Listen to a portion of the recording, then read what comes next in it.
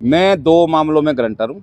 एक सोलन हाईवे, वैसे भी इसमें हूँ नहीं हूँ, पर इसमें जबरदस्ती डाला गया है। और सुरेंद्र वर्मा के इसमें मैं गारंटर हूँ। और बाकी मेरा 3,25,00,000 का मेरा एक लोन है, ठीक है। इसमें मेरी 1,15,00,000 की FDR है, जिसमें मेरे 40 लाख के शेयर है। जो शेयर होल्डर बोल रहे हैं कि लुट गए हमारे को, मेरे 40 लाख के शेयर है इस टाइम बघाट बैंक में। और जो बदनाम किया जा रहा है 20 लाख, 25 लाख, 40 लाख श्यामवर मैंने लिया बन में, तो मेरे को कभी कभी गिरफ्तार कर सकते थे और मेरे को गले में पकड़ सकते थे, जो भी मेरे ऊपर आरोप लगाए जा रहे हैं। मैं एक सच्चा सीधा आदमी हूँ और मैं प्रॉपर्टी वाला आदमी हूँ। जहाँ भी कोई जब गारंटर से पैसे पूरे ना हो तो मैं भरने को तैयार हूँ। बघाट बैंक मेरा एक पूजनीय बैंक रहा है, मेरी इज्जत मान दी है इस बैंक ने, और मेरे हर कामों में उन्होंने साथ दिया है। मैं कभी भी बघाट बैंक को डूबने नहीं दूंगा। यदि कोई भी मुझे बदनाम करने की कोशिश कर रहा है, जब तक पूरी जानकारी ना हो तब तक कोई भी किसी के बारे में बात नहीं करनी चाहिए। ये जिंदगी का असूल है। और कोई भी शेयर होल्डर है, आप मेरे से बात करो, मेरे शेयर देखो कितने हैं उसमें। और जो भी बघाट बैंक की जो बात है, बघाट बैंक को बचाने के लिए मैं तत्पर आगे हूं और पूरे बैंक में भी जाता हूं। ये नहीं है कि मैं फरार हूं, कोई भगौड़ा हूं। अभी आज मेरी सोलन हाईवे की पेशी थी, मैं आया हूं यहाँ पे ARC के ऑफिस में आया हूं, और पहले भी मिल चुका हूं इनको। ये जो बदनाम करने की कोशिश है ये बंद की जाए, और जब तक पूरी जानकारी ना हो तो किसी का नाम बदनाम नहीं करना चाहिए। तो आप जो बैंक से लोन लिया हुआ है या आप जो गारंटर हैं, तो आप क्यों नहीं है समय पे पैसा वापस हो? देखो ऐसा होता है, कोई हालात ऐसे हो जाते हैं, उस टाइम कोई अपना कोरोना हो गया, कोई कुछ है, कोई हालात ऐसे हो जाते हैं, कोई कारोबार। मेरा एट इस टाइम 7.5 करोड़ का हाई कोर्ट में केस चला हुआ रिकवरी का, जिसमें एक्साइज भी इंक्लूड है। और दूसरा मेरा 4.5 करोड़ का हाईवे में जो विनोद आया था, जो बोल रहा मैं गरीब आदमी हूँ, जो कि ये गरीब आदमी नहीं है। 2 बिग 8 विश्वा मैंने खरीदी हुई है, और मेरा उसमें 4.5 करोड़ का अपना क्लेम जो है इस टाइम केस चला हुआ है अपना हाई कोर्ट अपना हिमाचल प्रदेश में।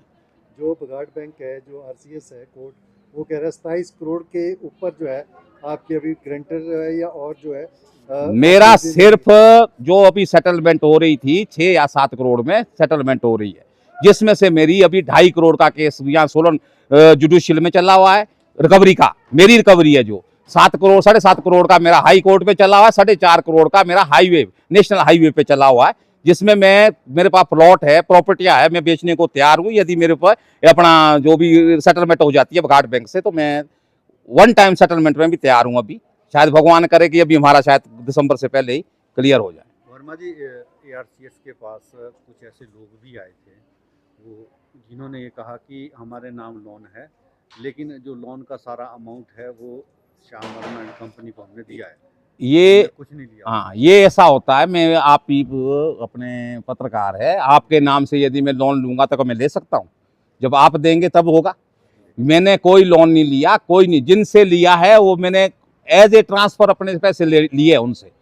यदि मैंने रविंद्र नाथ की बात करता हूँ, रविंद्र नाथ ने को लड़के को मैंने पहले 6 लाख रुपए, वो इंस्टीट्यूट पे अपना देहरादून में था, और 10 लाख रुपए उसकी बेटी की शादी को दिल्ली में भेजे एज ए ट्रांसफर भेजे। 25-30 लाख रुपया वैसे ले गया।